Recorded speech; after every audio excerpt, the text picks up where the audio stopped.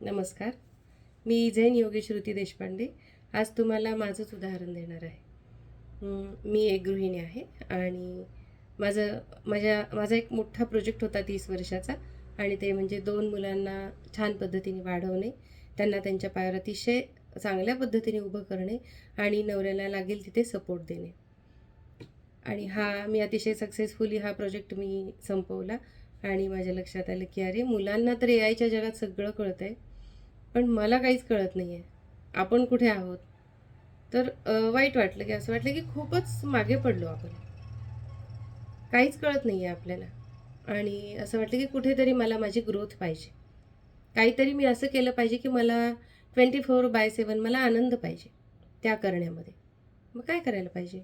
खूप सर्च केल्यानंतर मला झेन योगा मिळाली आणि मी माझी ग्रोथ हळूहळू सुरू केली, जी आज तुमच्यासमोर शेअर करणार आहे. ग्रोथ करायची म्हणजे काय करायचं आणि झेन योगामध्ये काय आहे? तर झेन योगा हे माइंडचं योगा आहे. म्हणजे काय तर तुम्हाला तुमची सायकॉलॉजीची स्टडी करण्याचं याच्यामध्ये अभ्यास आहे. तुमची सायकॉलॉजी तुम्हाला कळली पाहिजे आणि ती जर कळली तरच तुम्हाला समोरच्या व्यक्तीची पण सायकॉलॉजी कळते. आणि सायकॉलॉजी कळते म्हणजे काय किंवा अभ्यास करायचा म्हणजे काय, तर आधी आपल्याला ब्रेन आणि माइंड हे दोन्ही समजून घ्यावं लागेल.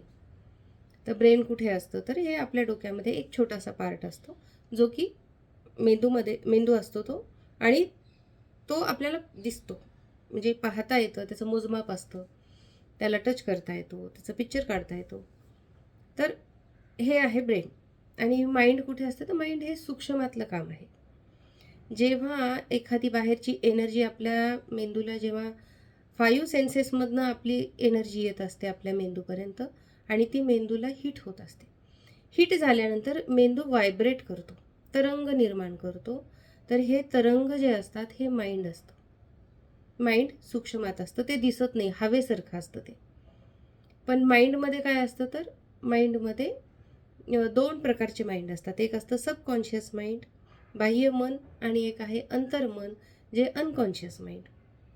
आणि आपला जो दिसणारा जो ब्रेन आहे तो लिमिटेड असतो, छोट्या छोट्या फ्रॅगमेंट्समध्ये बनलेला असतो. आणि त्याचं काम काय आहे? तर रोजच्या दैनंदिन जीवनामध्ये चालणाऱ्या आपल्या शा शरीराच्या सगळी कार्यप्रणाली या ब्रेनमध्ये चालते. आणि ब्रेनमध्ये विचार असतात, भावना, इच्छा, आनंद, दुःख हे सगळं असतं. संस्कार असतात, आपले बिलीफ्स असतात, स्ट्रगलिंग फेज असते, ती ह्या ब्रेनमध्येच असते.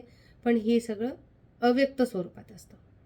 आणि व्यक्त स्वरूपात कुठे असतं तर ते माइंडमध्ये असतं. व्यक्त स्वरूपात माइंडमध्ये असतं म्हणजे काय असतं? तर जाणीव असते ह्या सगळ्या गोष्टींची. हा पूर्ण जो कंटेंट आहे, स्ट्रगलिंग माइंड आहे, द्विधा मनस्थिती आहे, कन्फ्युजन आहे, आनंद आहे, उत्साह आहे, जे काही आहे. आणि रोजचं आपलं जे काही आपल्या भावभावना आहेत, विचार आहेत आणि प्रश्न विचारण्याचं जे आहे, ही सगळी जी जाणीव असते, फीलिंग ज्याला म्हणतो, ती कॉन्शियसनेसच्या स्वरूपात दोन्ही माइंडमध्ये असते.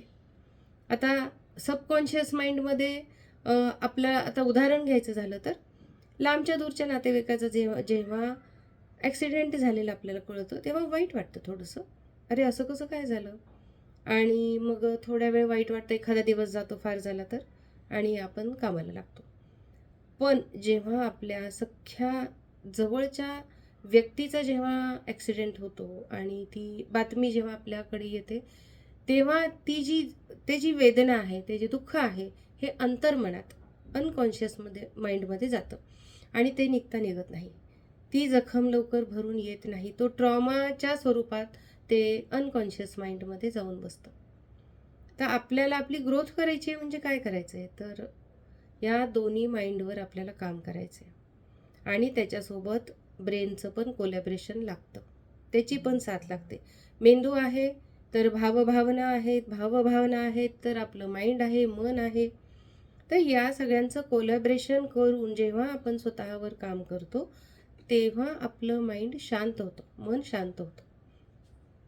काम करायचं म्हणजे काय करायचं? तर राईट थॉट आहे, राईट ॲक्शन आहे, राईट स्पीच आहे. तर या सगळ्या गोष्टी आपल्याला तिथे तपासून बघाव्या लागतात, की मी काय बोलतोय? मी करतो आहे, विचारतो योग्य आहे का? मला त्रास होतोय, कशाचा त्रास होतोय, माझं बोलणं, माझं वागणं, माझं बसणं उठणं, माझं खाणं पिणं, माझं इव्हन झोपणं, वेळेत झोपणं, डिसिप्लिन, हे सगळं जेव्हा आपण हळूहळू आपण स्वतःवर काम करतो, तेव्हा हळूहळू आपलं मन शांत होतं, प्रश्नांची उत्तरं मिळतात आणि पुढे जायला मदत मिळते. पण हे तुम्हाला सतत करावं लागतं. सकाळी उठल्यापासून आपल्या स्वतःच्या क्रिया, प्रतिक्रिया, कॉन्फ्लिक्ट, स्ट्रगलिंग माइंड सगळं बघावं लागतं. आपण आपल्याच डोळ्यांनी हे बघावं लागतं, त्याच्यावर विचार करावा लागतो आणि होतं.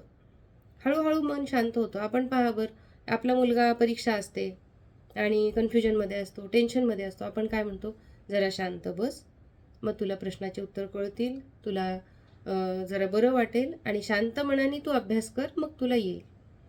शांत मनाने अभ्यास कर म्हणजे काय, ब्रेन आणि माइंडचं कोलॅबरेशन.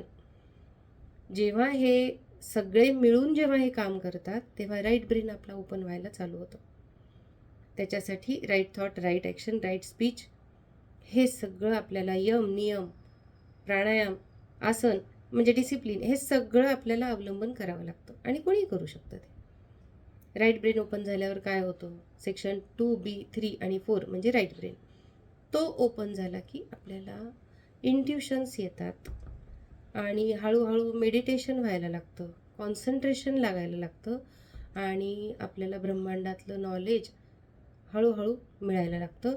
आपली क्रिएटिव्हिटी वाढते आणि क्रिएटिव्हिटी वाढली की आपल्या माइंडचा आवाका इतका वाढतो, ते इतकं शांत, ऑलमोस्ट शून्य अवस्थेत जातं आणि आपोआप आतून आपल्याला नॉलेज यायला लागतं.